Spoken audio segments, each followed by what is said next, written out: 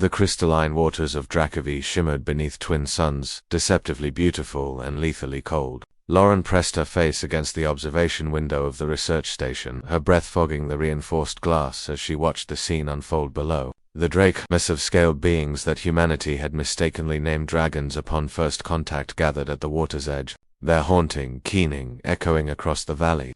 "They've been there for 3 hours," Henry said quietly, stepping beside her. His weathered hands clutched a thermal scanner, though his eyes remained fixed on the grieving creatures below. The hatchlings fell through the ice bridge during the morning migration. Lauren's jaw tightened. In the 6 months since the joint human Drakkari research initiative had begun, she'd learnt much about these magnificent beings. The Drakkari were ancient, wise, and powerful, their civilization spanning millennia before humanity had even discovered fire. They could manipulate gravitational fields, bend light itself, and their biotechnology made human science look primitive. But there was one crucial weakness that plagued their species: they couldn't swim. Their dense bone structure and heavy musculature, evolved on a high-gravity world, made them sink like stones in water. Evolution had never required them to develop that particular skill. On their homeworld, they simply flew over water. Here on Draka 7, a colony world still being terraformed, the young hadn't yet developed their flight capabilities. "How many?" Lauren asked, though she already knew the answer. 7 hatchlings, all trapped in the underwater cave system when the ice gave way.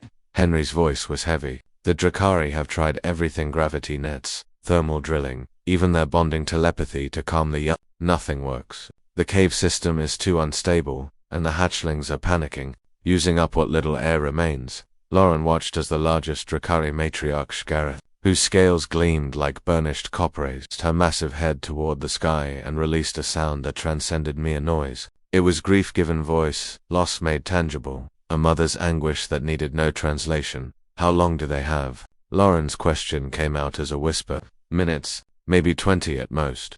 Lauren stepped back from the window, her mind racing. The Drakkari had welcomed humanity to this world, sharing their knowledge, their resources, their very culture. When the human colony ship had malfunctioned in orbit, it was the Drakkari who had saved them, using technology humans barely understood to bring all 300 colonists safely to ground. They had given humanity a second chance among the stars. And now, when they needed help, everyone stood helpless. Everyone except her. "I'm going down there," Lauren said, already moving toward the equipment locker. Henry's hand shot out, gripping her shoulder. "Lauren, no. That water is 4 degrees Celsius. You'd have hypothermia in minutes. Even with a thermal suit, the cave system isn't that deep according to the scans. 200 meters, 3 at most." She shrugged off his grip, pulling out a thermal diving suit. "I've done cold water rescues before. Remember the training simulations on Europa Station? Simulations aren't real, and those hatchlings will be real corpses in 20 minutes if someone doesn't try." Lauren's voice cracked with intensity. She softened slightly, seeing the genuine fear in Henry's weathered face. "I know the risks. But Henry, we owe them. Humanity owes them." Henry stared at her for a long moment, then his shoulders sagged. "You'll need a guide beacon, and emergency thermal packs." And he moved to the equipment locker, his hands already pulling out gear, "and someone monitoring your vitals every second." 10 minutes later, Lauren stood at the water's edge in a full thermal suit. Breathing apparatus secured, emergency transponder active. The Drakkari had parted to let her approach, their massive forms creating a corridor of scales and sorrowful eyes. Matriarch Shgareth lowered her great head, bringing her eye large as a dinner plate and filled with ancient intelligence level with Lauren's face. The telepathic touch was gentle, questioning.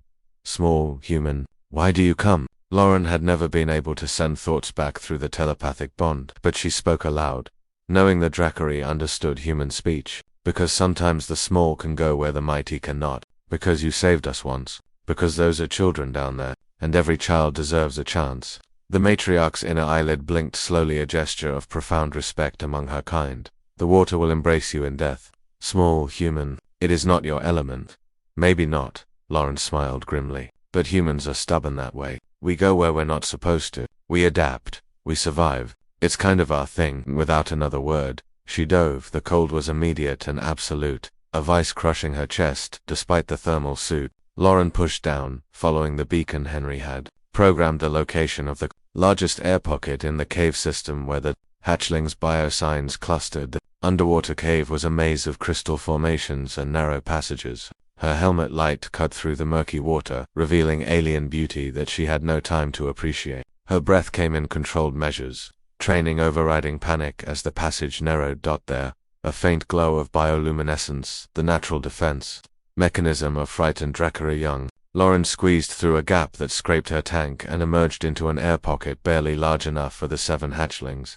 Huddled inside, they were each about the size of a large dog, their scales still soft and iridescent. One hatchling, the smallest, was barely conscious, its breathing shallow. Lauren had trained for this, she'd planned for this, but seeing their terrified eyes, hearing their pitiful cries, nearly broke her resolve. She pushed the emotion down, converted it to fuel. "Okay, babies," she said softly, knowing they couldn't understand the words, but hoping they'd sense the intent. "Let's get you home." The emergency thermal packs from her belt went into the water, special human technology that released rapid heat, while remaining safe for organic tissue. The water temperature in the chamber rose several precious degrees. Then came the hard part.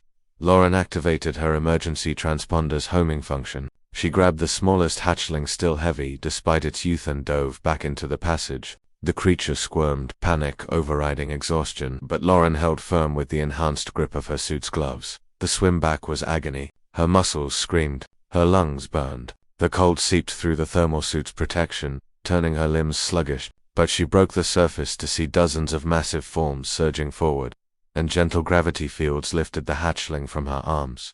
6 more times she dove. 6 more times she swam through passages that grew darker and more disorienting with each trip. Henry's voice in her ear became her lifeline, guiding her when her vision blurred, encouraging her when her body wanted to quit. On the final trip, the smallest hatchling, the one that had been barely conscious, Lauren's muscles gave out halfway back. She simply couldn't push anymore. The cold had won, but the hatchling, sensing her distress, did something remarkable. It began to paddle, its weak limbs moving in clumsy strokes. The movement wasn't graceful or particularly effective, but it was enough. Together, human and Drachovi, they broke the surface. Strong hands, Henry's hands, pulled Lauren from the water as gravity fields gently lifted the last hatchling to its mother's embrace. Lauren collapsed on the shore, every muscle trembling, teeth chattering so hard she thought they might crack. But through her dimming vision, she saw Matriarch Skirith curling her massive body around all 7 hatchlings, checking each one, her telepathic voice singing relief across every human mind in range. The Matriarch's head turned toward Lauren, and the telepathic touch was warm, enveloping, profound. Today, the galaxy learned what we suspected, that humanity's strength is not in their size, their claws, or their technology. It is in their refusal to accept the impossible. It is in their courage to dive into the dark, cold places for no reason except that someone needed help. We will remember, small human. We will remember. As Henry wrapped heated blankets around her and medics rushed forward, Lauren managed a weak smile. "Not bad," she whispered, "for a species that's only been in space a few decades." Above them, the Drachovi began to sing a sound that resonated across the valley, celebration and gratitude woven into harmonies that predated human civilization. And in that moment, on a small colony world beneath twin suns, humanity earned something that could never be taken away. Respect, trust, brotherhood, with the ancient dragons of the stars, or because one brave human had refused to stand by and watch children die. All because sometimes, being human meant being foolish enough, stubborn enough, and brave enough to jump into the cold, dark water even when every instinct screamed to stay safe on shore. That was humanity's gift to the galaxy, and the galaxy would never forget.